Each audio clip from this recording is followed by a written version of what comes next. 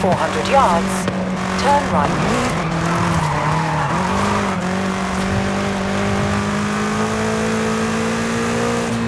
Turn right.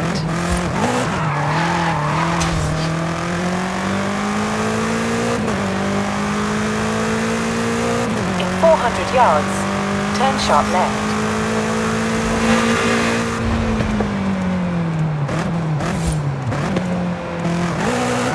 Turn sharp left.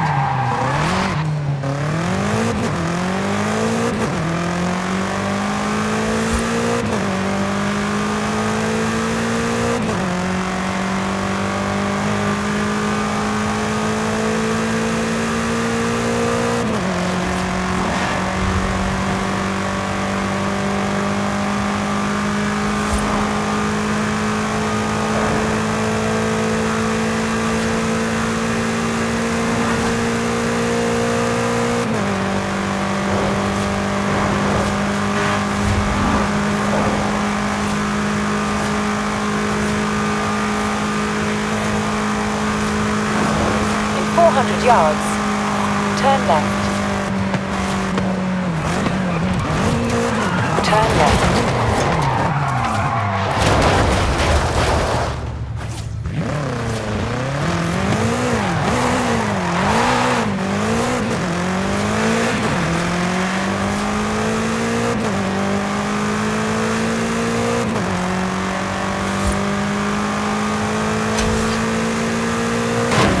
In 400 yards, you will arrive at your destination.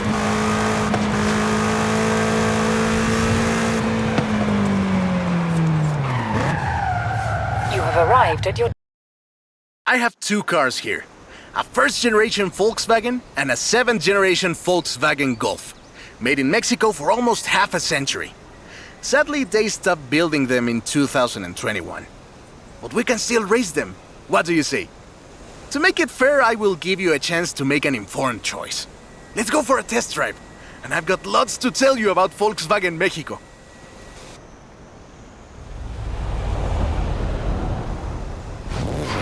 Volkswagen Mexico headquarters are in Puebla City.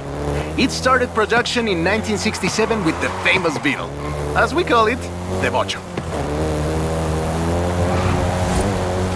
VW made multiple attempts at replacing the famous Beetle with newer models, but all of them failed way short of achieving the production figures until the Volkswagen Golf came into play.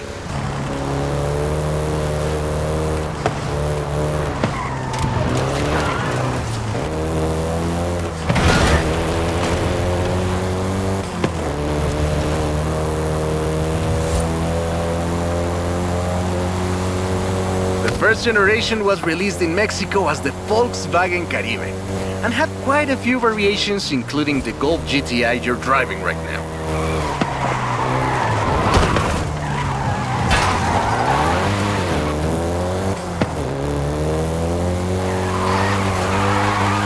VW engineers, inspired by the Beetle GSR, designed and prototyped the Golf in secret as a Skunk Works project. Little did they know that the Golf GTI would become the hot hatch.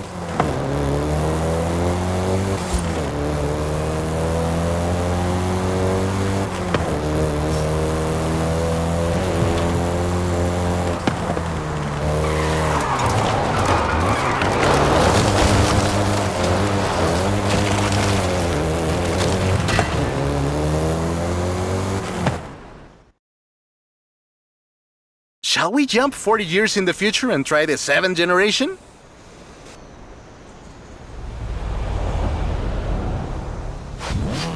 The seventh generation of the Golf first appeared in 2012. This version is the Volkswagen Golf R, R meaning race.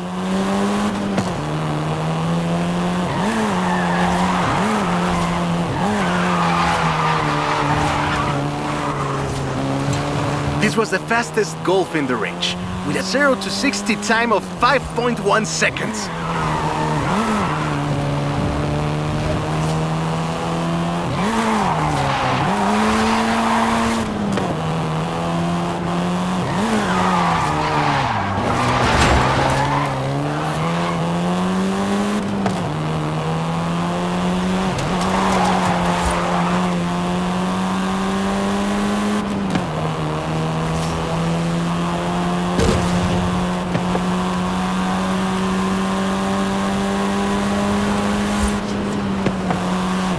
Volkswagen Mexico produced all 7 generations of the Golf, totaling more than 2 million units over 44 years. In fact, a lot of Golfs you find in the US were built here.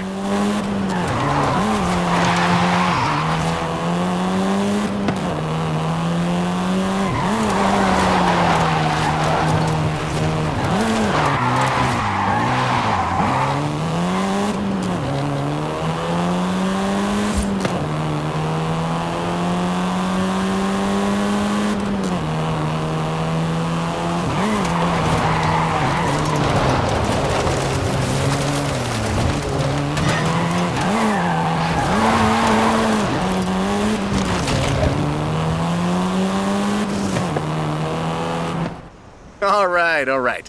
Enough driving around. Let's go head to head, after you've had a chance to rest. I'll let you choose.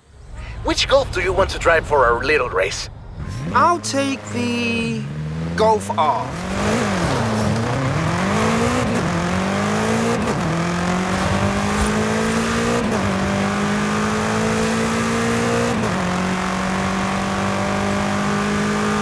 In 400 yards, turn left.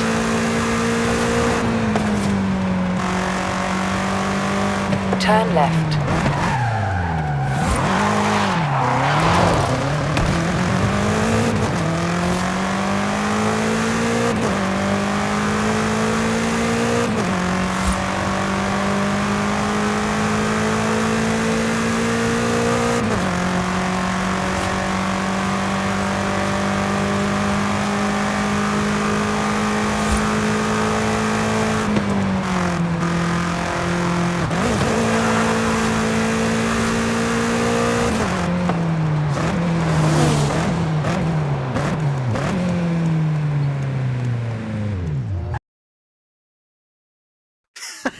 I hope you know some shortcuts.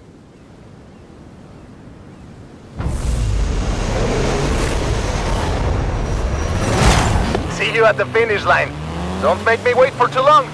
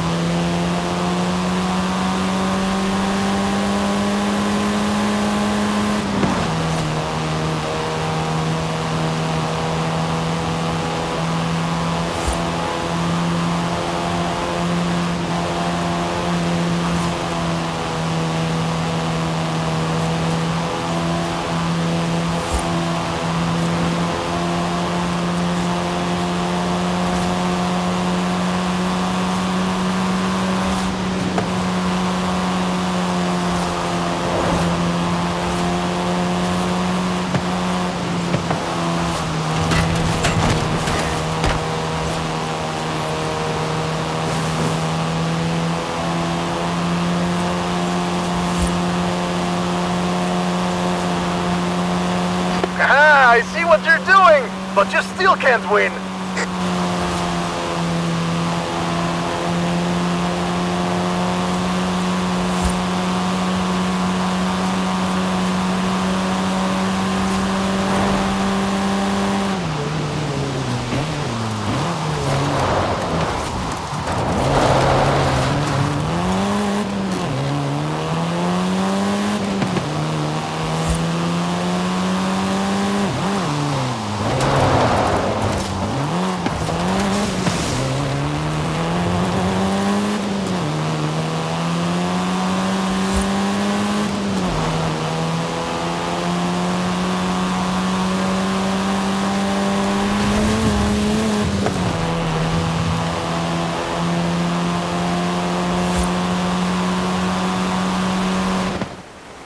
What a race!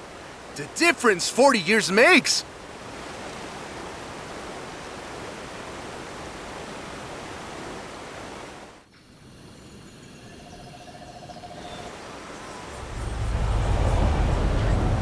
Hey Isaac, guess who's halfway towards securing funding for our next adventure? That would be me. Boom! Oh, sorry. Everyone thinks your driving is very impressive too.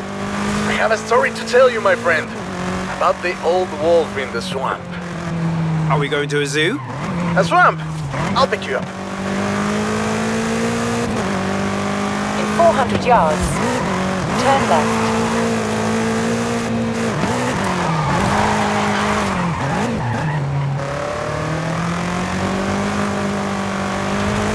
Turn left.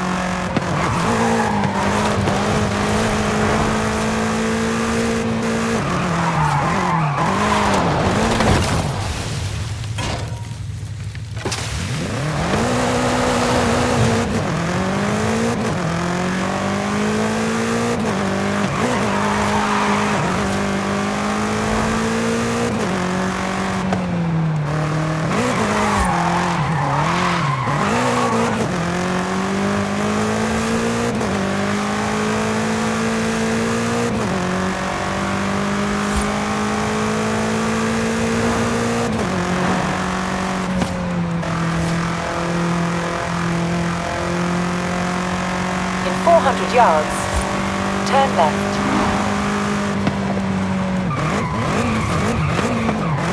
Turn left.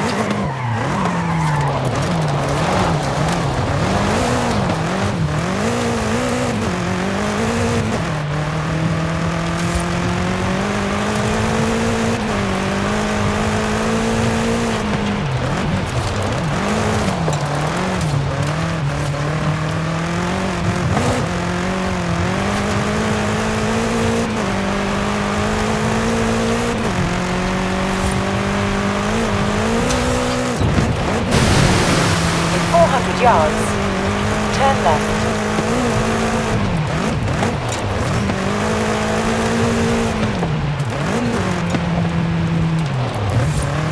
Turn left.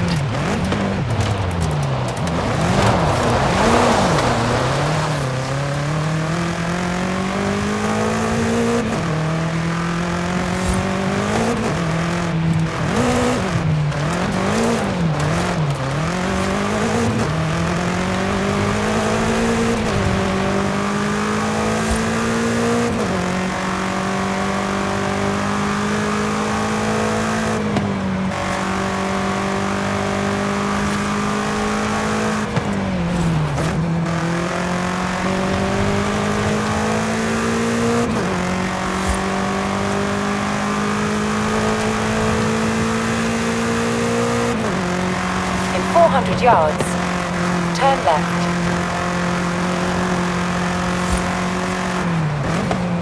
Turn left. In 400 yards, turn right.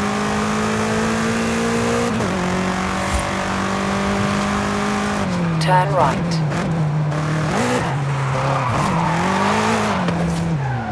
You have arrived at your destination. That's the old wolf. No, that's an old truck. The wolf is waiting for us at the swamp.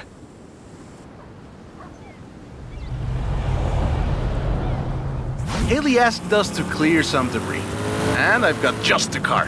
But we need to get there first. Of course! Who do you think I am? The driver who destroyed a record-breaking amount of fences. That's fair.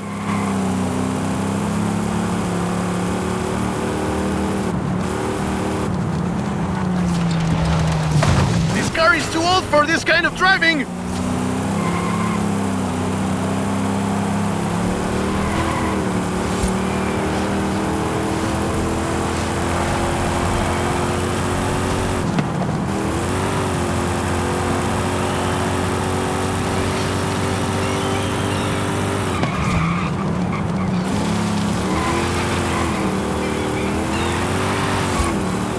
In 400 yards, turn right.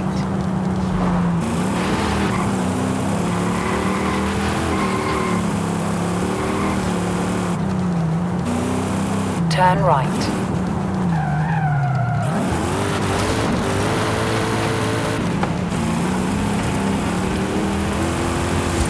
In 200 yards, turn right. Turn right. See? Got it here in one piece. And gave me a few heart attacks.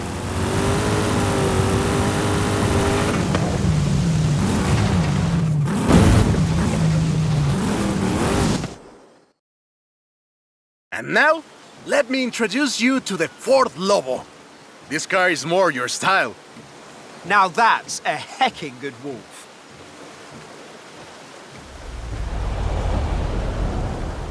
We call it Lobo here. Marketing in this country is outstanding. Let's get to work. See all that Russian stuff? Clear it out. What? No! It's not just an excuse to throw the Lobo around. It is just an excuse to throw the Lobo around. In the 90s, Ford decided that they needed to rebrand the F-150 for the Mexican market. And the name Lobo just has a real ring to it. They started using the badge in 1997, and the rest is history. The Ford Lobo quickly became one of the most popular vehicles in the country. Lobo is still used for the modern Rangers like the one based on the F-150 Raptor you're driving. But we don't just call it Lobo. No. We call it Lobo Raptor. So it's the same car? Now, there are loads of differences, like a dog and a wolf. The Lobo only comes in XLT and with higher trim levels. The base version is still sold in Mexico as the F-150, but the Lobo is the elite F-150.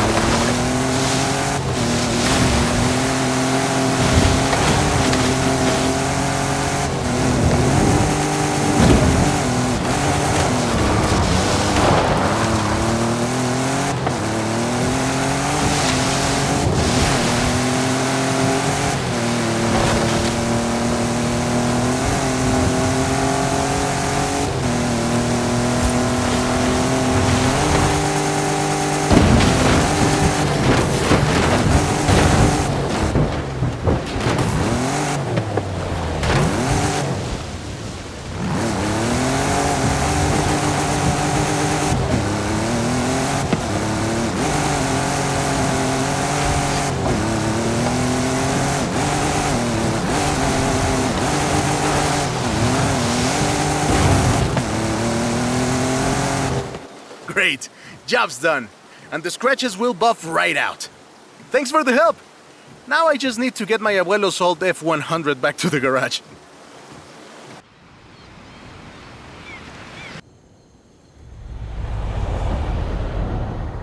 I've got 1,400 horses and I need you to help with them. I think I know what this is. I'll be right over.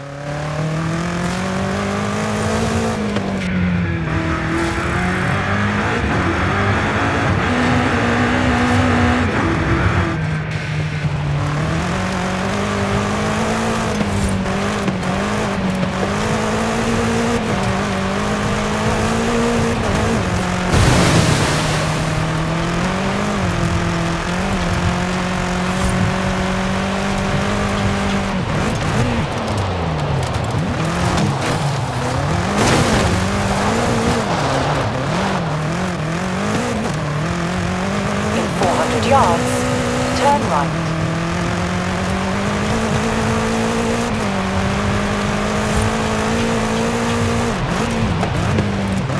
Turn right.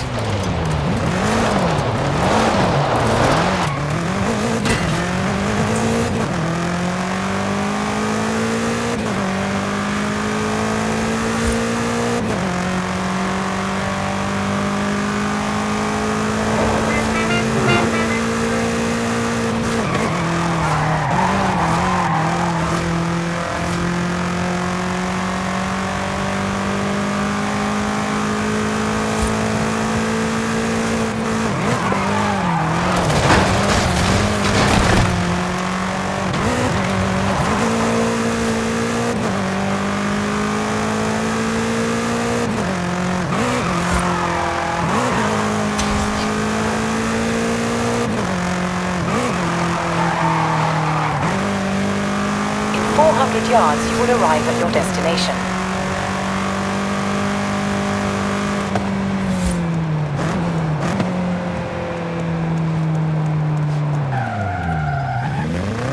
You have arrived at your destination.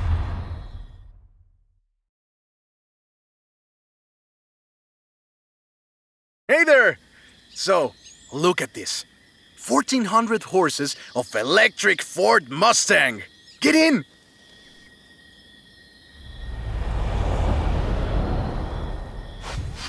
Let's take this down to the beach. Stick it in AWD if you like. There's some nice curves up ahead.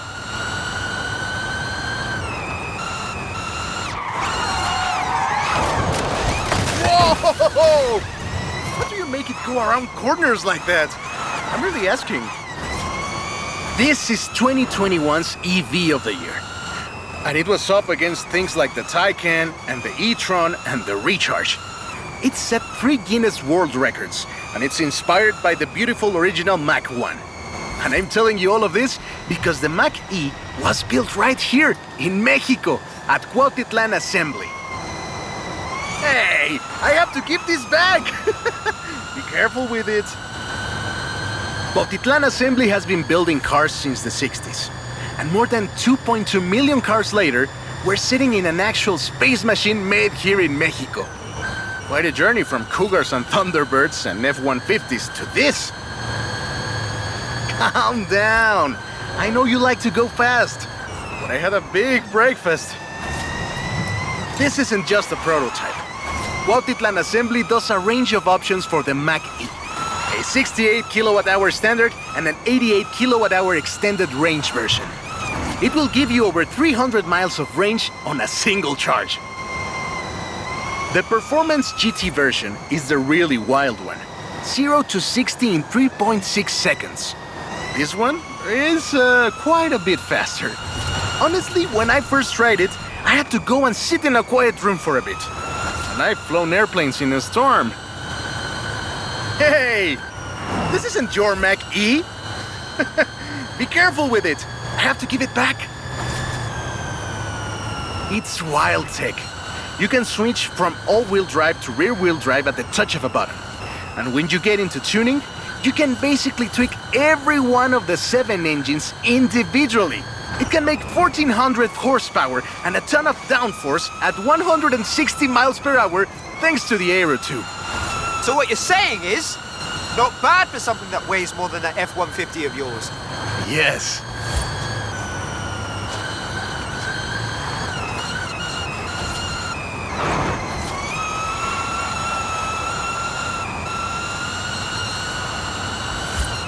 And there we go. Sunrise over the sea. Beautiful. But we're not done. There's one more thing to look at. I'll let you know as soon as I have, found it.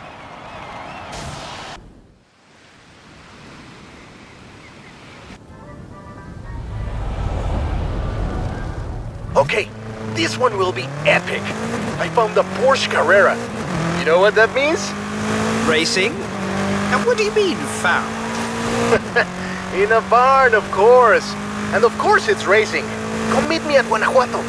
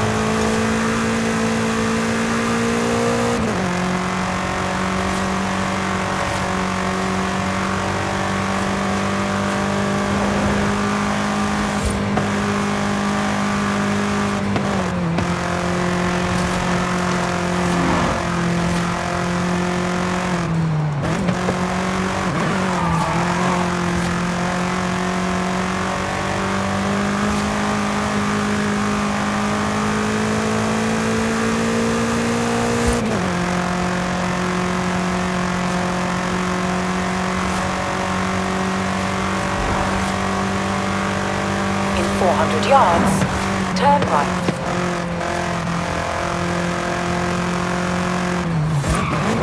Turn right. 200 yards, turn right.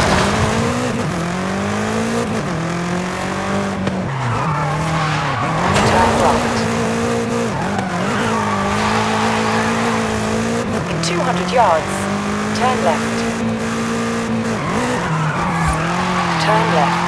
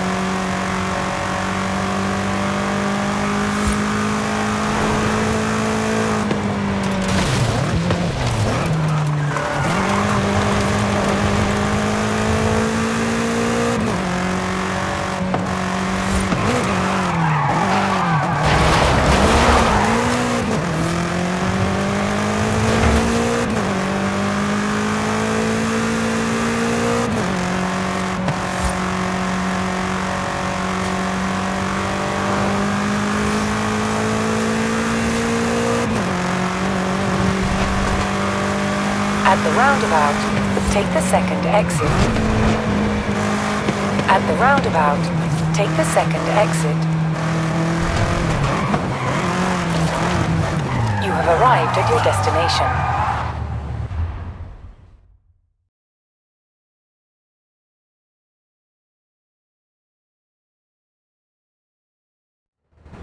This beauty got her name from the Carrera Panamericana. The races don't run anymore, but who can blame us if we take it out one more time? Right? Let's see what this car can do.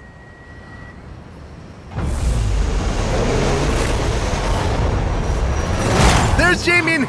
Guess he wanted one last race. Let's do this!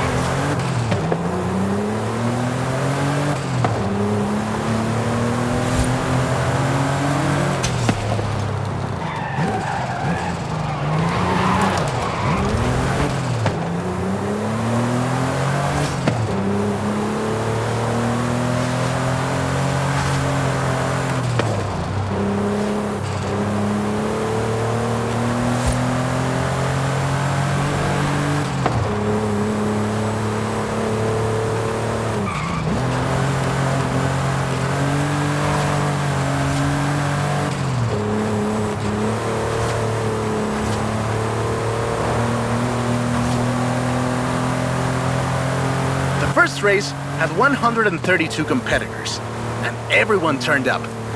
Amateurs to F1 drivers, men, women, professionals, anyone who had a car. Do you know anyone who participated? Aleja thinks Papa Fernando did, but she thinks Papa Fernando did everything. I know we used to go to the races with my grandfather.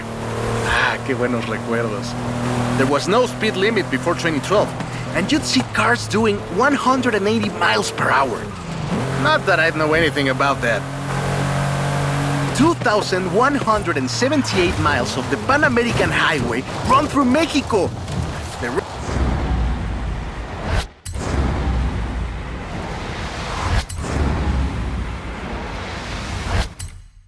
race itself had 9 stages and lasted 5 days. But the sheer distance wasn't the only challenge. Constant changes in the elevation from sea level to 3 kilometers up. The most challenging road race in the world. The winner of the very first Carrera Panamericana was Herschel McGriff, who drove an Oldsmobile 88 at an average speed of 88 miles per hour. The Porsche Carrera got its name thanks to Hans Hermann, who won the small sports cars category in 1954. He drove the Porsche 550 Spider and came 3rd overall. He was sick before the race, and his tires came off at the start. He really pulled through against the odds. Porsche had 6 cars competing in 1954, and all of them made it through the end. A lot of others didn't, let me tell you. Enjoying yourself, are you? Yeah, I kinda had a feeling you were. 1954 was the last year the original Carrera Panamericana took place. But it gave us the most famous Porsche model, the Carrera you're driving right now. The Carrera RS 2.7 was the first production street racing 911. It was built on the 911S 2.4, the fastest Porsche you could buy at the time, and a popular choice in the later Carrera Panamericana races.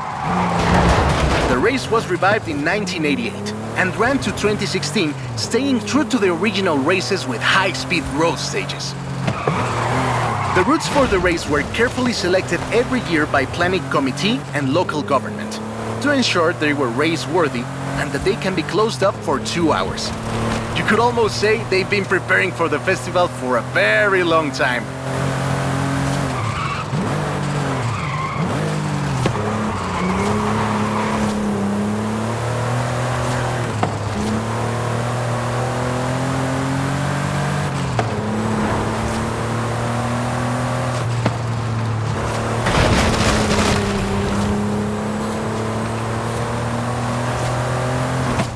This is Jamin's exit. It's been fun, my friend. Take care.